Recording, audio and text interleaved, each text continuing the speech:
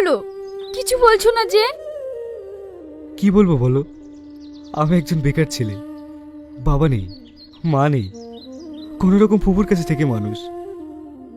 কিভাবে যে আমাদের সংসারটা চলে সেটা একমাত্র ফুপুই জানে। তোমাকে বিয়ে করে বাড়তি একটা মানুষ, না না, এটা আমার পক্ষে সম্ভব না। সম্ভব নয় মানে? তাহলে আমাদের এতদিনকার ভালোবাসা সব মিথ্যা হয়ে যাবে। তুমি কেন বুঝতে পারছো না? আমাকে বিয়ে করে তুমি কোনোদিনই সুখী হতে পারবে না। আর তাছাড়া তোমরা অনেক বড় লোক, আমাদের এই সম্পর্ক তোমার বাবা কোনোদিনই মেনে নেবে না।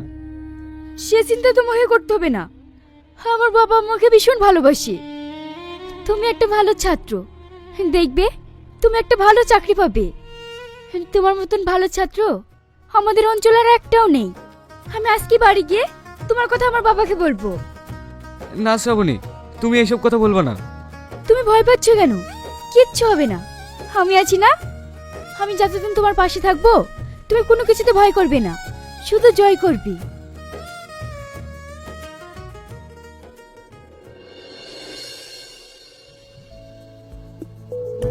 চাচি, আমার কথাটা হয়েছে? না মা, আর কটা দিন থাক, ও হয়ে যাবে।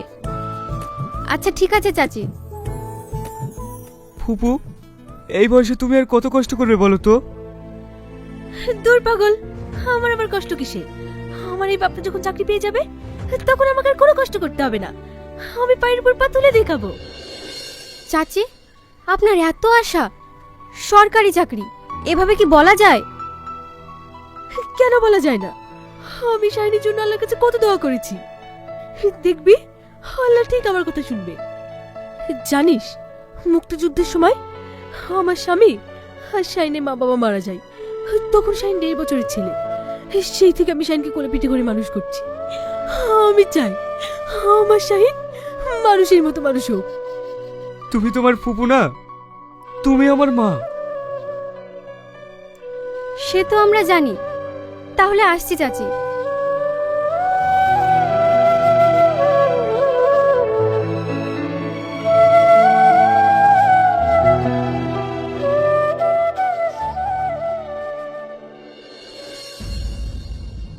যেভাবেই হোক, যত টাকাই লাগুক, এই কেসটাকে আপনাকে সামলাতেই হবে। দেখুন, আপনি একজন মার্ডার কেসের আসামি, তাও আবার মেরেছেন একটা গভর্নমেন্টের লক্ষ্যে। এই কেস সামলানো আমার পক্ষে খুবই কঠিন। যে কোনো মুহূর্তে আপনি ওয়ারেন্ট হয়ে যেতে পারেন। স্যার, যেভাবে পারেন শ্রাবণীর বাবাকে বাঁচাতেই হবে। আপনি তো জানেন এই মানুষটা এমন কাজ করার লোক নন। যেভাবেই হোক।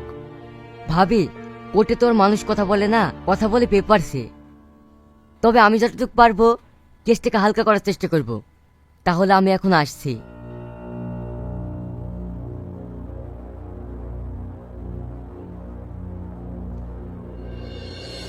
বাবা, বাড়িতে উকিল কাকা এসেছিল কেন? ও তোকে শুনতে হবে না। আর তোর অত দেরি হলো কেন? মানে ঠিক আছে, তুই হাত মুখ ধুয়ে নেগা। ওগো, তোমাকে একটা কথা বলবো বলছিলাম। হ্যাঁ বলো।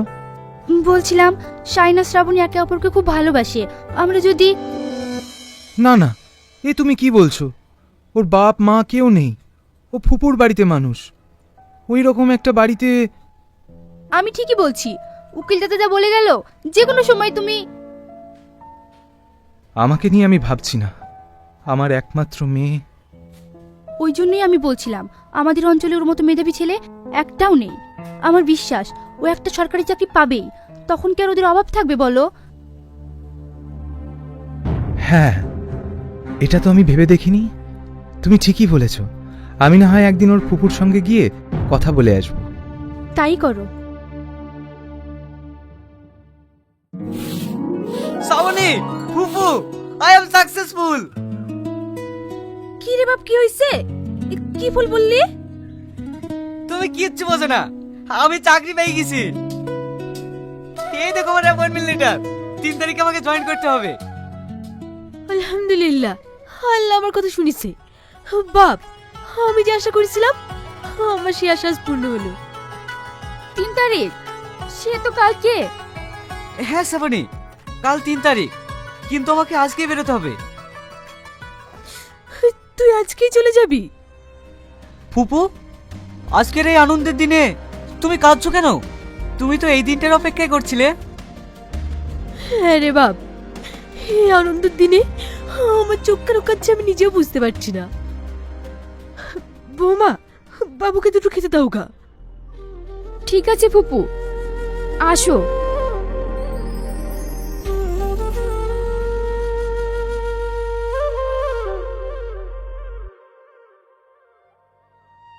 কি গো, তুমি কাঁদছো কেন বলো তো? এই তো কিছুদিন বাদ দিয়ে আমি চলে আসবো, আর যতদিন আমি না আসছি তুমি মায়ের কাছে গিয়ে থাকো। কই আমি কাঁদছি না তো। তুমি ভালোভাবে থাকবে, ঠিক টাইম মতো খাবে, আর নিজের যত্ন নেবে। এই নিয়ে তোমাকে ভাবতে হবে না।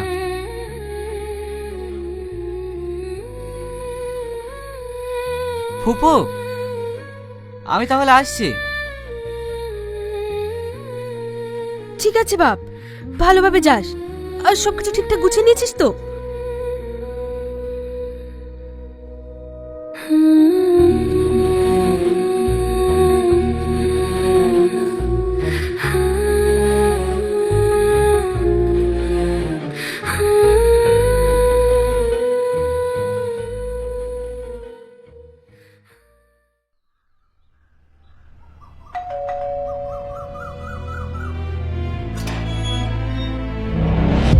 স্যার, আপনারা?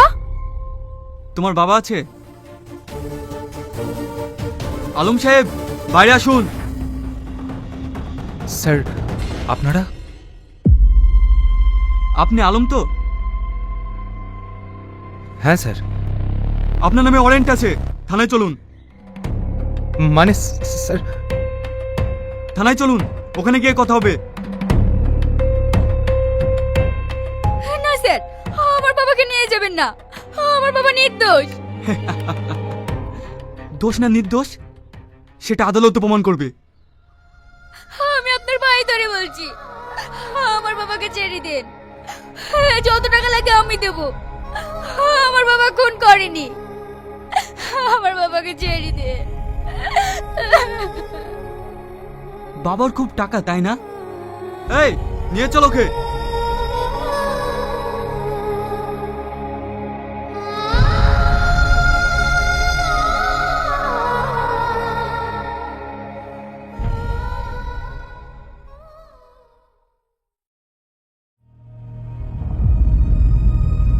কনস্টেবল, ওনাকে আমার কাছে নিয়ে এসো।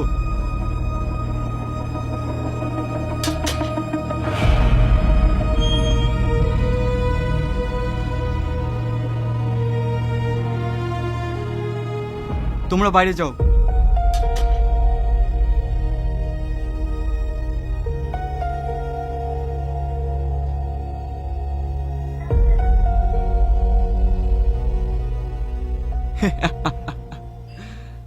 জল তো অনেকগুলো করেছেন স্যার। খুন করে পালে আসবেন আর বেঁচে যাবেন? প্রশাসন কি হাতে চুরি পড়ে থাকে নাকি? একদিন না একদিন ধরা পড়তেই হবে।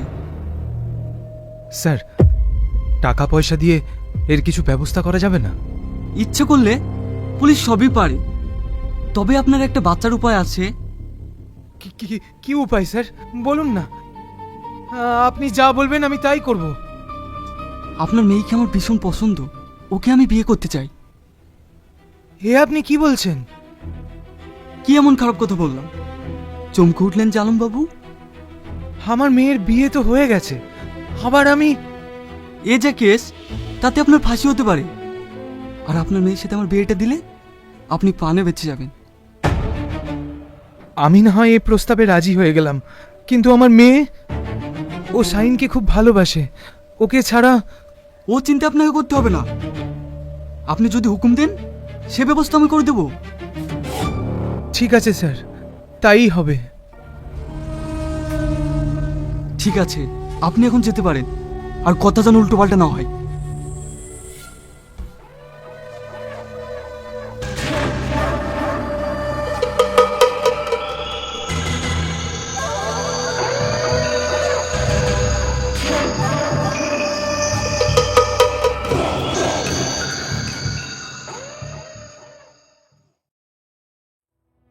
তা কি করে সম্ভব বলো? শ্রাবণী শাহিনকে খুব ভালোবাসে। ও কি শাহিনকে ছেড়ে দারোগাকে বিয়ে করতে রাজি হবে বলো? তা না হলে আমাকে ফাঁসিতে ঝুলতে হবে। শ্রাবণী শোন। বলো মা। মারে, তোর বাবাকে একমাত্র তুই বাঁচাতে পারিস। আমি বাঁচাতে পারি মানে? কিন্তু কি করে? তোকে শাহিনকে ভুলে যেতে হবে আর বিয়ে করতে হবে ওই দারোগা বাবুকে। না, এটা হতে পারে না। শাহিন আমার শুধু ভালোবাসা নয়, ও আমার জান। ঠিক আছে, তাহলে পারবি তো তোর জন্মদাতা বাবার ফাঁসি দেখতে? মা, এই তুমি কি বলছো? তোর মা ঠিকই বলছে, তুই যদি মেনে নিস তাহলে হয়তো আমি। বাবা। তো আজকে টপিক হলো টনি আর সালমা। তো যারা আমার চ্যানেলে নতুন আছেন তারা চ্যানেলটাকে সাবস্ক্রাইব করে নেবেন আর পাশে থাকা বেল আইকনটা প্রেস করে দিবেন। তো চলো আজকে শুরু করা যাক। তো টনি আর সালমা, ওর মামার ছেলে, টনির মামার ছেলে বলল কি তুই তো কাজ কাম কিছু করিস না, তো মুম্বাইয়ে যা, মুম্বাইয়ে গেলে তোকে একটা ভালো কাজ দেখিয়ে দিবে। তো ওখানকার অ্যাড্রেস দিল, টনি চলে গেল। তো যাওয়ার পরে ওই অ্যাড্রেসটা দেখাচ্ছিল দোকানওয়ালাকে, অনেক কাউকে দেখালো। তো বলছে কি এটা তো এখানকার অ্যাড্রেস না। তো বলছে এখানকার অ্যাড্রেস না। বলছে না দাদা এখানকারই অ্যাড্রেস এটা, তো একটু দেখে বলেন না ভালোভাবে। তো বলছে হ্যাঁ তোমাকে মিথ্যা কথা বলে আমার লাভ কি, আমি সত্যি বলছি এখানকার অ্যাড্রেস না এটা। তো টনি অনেক ডিপ্রেশনে একটা গাছের তলায় বসলো।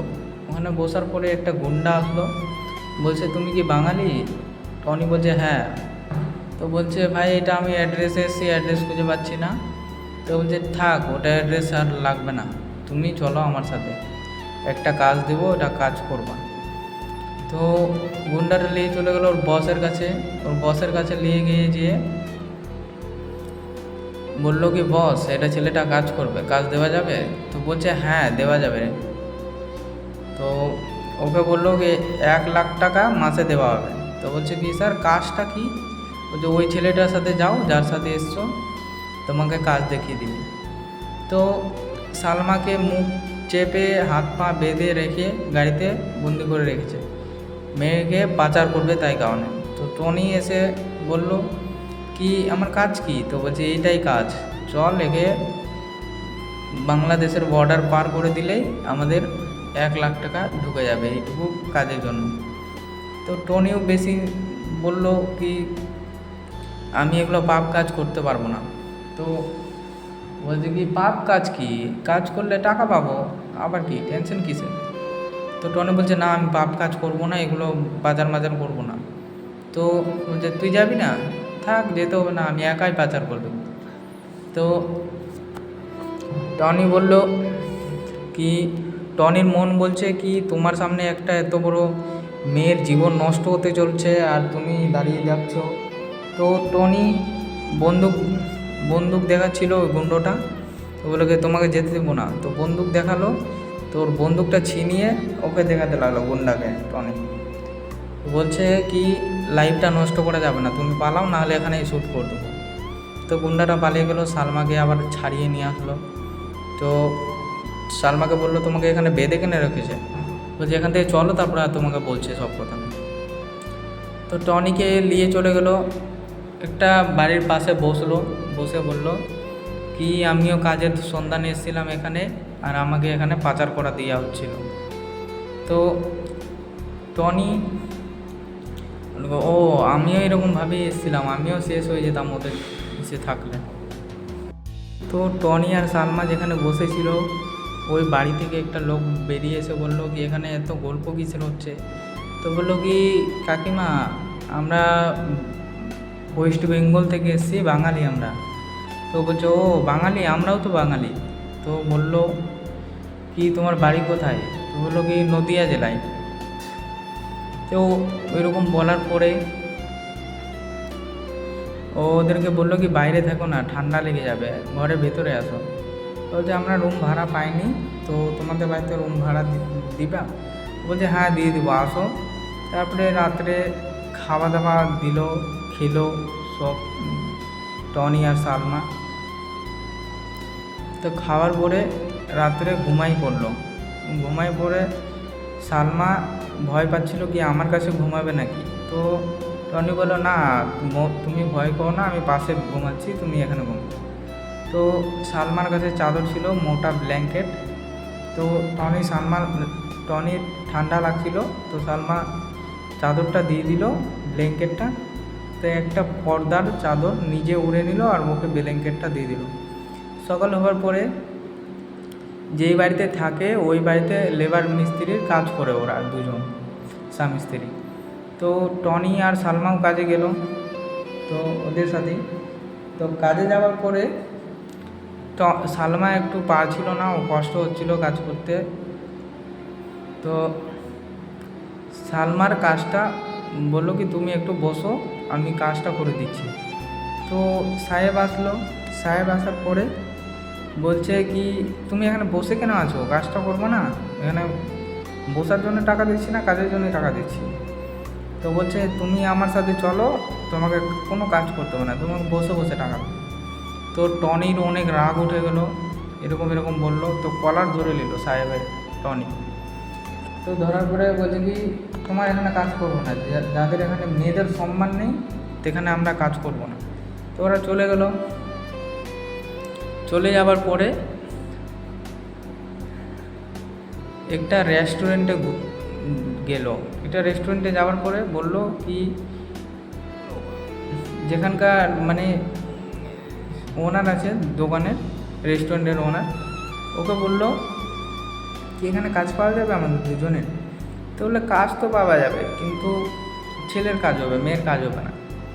তো বলল কি যেখানে ওর কাজ হবে না সেখানে আমিও কাজ করবো না। তো বললো তো টেনশন করে নিচ্ছ, কাজ হবে। তো সালমা বলছে কি যেখানে টনির কাজ হবে না ওখানে আমারও কাজ দরকার নেই, আমি চললাম। তো এরকম সালমা ওনাকে অহংকার দেখিয়ে বেরিয়ে চলে আসলো। তো মাহি ছিল, মাহি বলল ওনারটাকে কি তোমাকে এরকমভাবে অহংকার দেখিয়ে চলে গেল, তুমি কিছু বললা না? তো বলবো না, তুই দেখে আয় তো ওর কোথায় থাকে। তো ওনাকে দেখলো, দেখার পরে ওনার দুজনকে ডাকলো। তো সালমা বললো কি সালমাটাকে বের করো, তুমি আমার সাথে পার্সোনাল কথা আছে। তো টনিকে অনেক লোভ দেখালো, বললো কি তুমি যদি আমার এখানে কাজ করতে হবে না, আমার 4-5টা রেস্টুরেন্ট আছে, তোমার নামে লিখে দেবো, যাতে যদিও আমাকে বিয়ে করবো। তো টনি বিয়ে করার জন্য হ্যাঁ বলে দিল। তো ওনাকে সালমাকে ছেড়ে দিল, সালমা নিজের বাড়ি চলে গেল। টনিকে অনেক কাঁদছিল কি তুমি আমাকে ছাড়ো না, আমি তোমাকে ভালোবাসি। এগুলো ভালোবাসা, এই যুগে কোনো ভালোবাসা আছে নাকি টাকার আগে? এরকমভাবে ছেড়ে দেওয়ার পরে সালমা চলে গেল।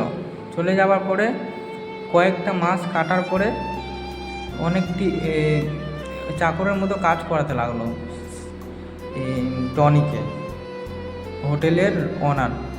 তো এরকমভাবে কাজ করাতে লাগলো।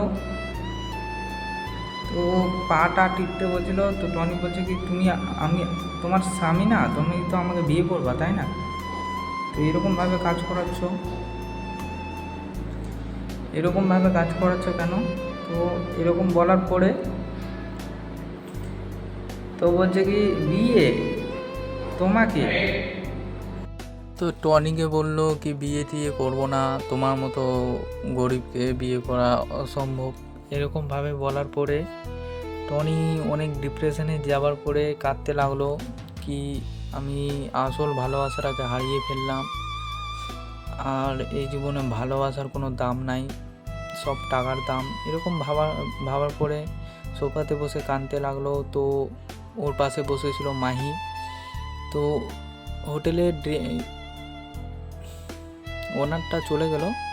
তো যাওয়ার পরে মাহি বসেছিল, মাহি বললো কি তোমার এখানে কেঁদে কোনো লাভ নেই, তো তোমার মতো ছেলে কত এখানে কাঁদে। এরকম বলার পরে টনি সালমার খোঁজে বেরিয়ে গেল যেখানে ছিল রুম ভাড়া। ওখানে যাওয়া যেয়ে বলল কি সালমা আসেনি, তো বলছে কি সালমা তো বাড়ি চলে গেছে। তো অনেক তাড়াতাড়ি ছুটে গেল বাড়ি। তো যে দেখছে কি ওনার দাদার সাথে বিয়ে হয়ে গেছে। তো ওকে গাইস, এটুকুই আমার ব্লগ ভিডিও ছিল। এখানেই আমার ব্লগ ভিডিওটা শেষ করছি। তো যারা আমার চ্যানেলে নতুন আছো তারা সাবস্ক্রাইব করে নেন আর পাশে থাকা বেল আইকনটা প্রেস করে দেন। তো ওকে বাই, আবার দেখা হচ্ছে নেক্সট চ্যানেলে। ওকে।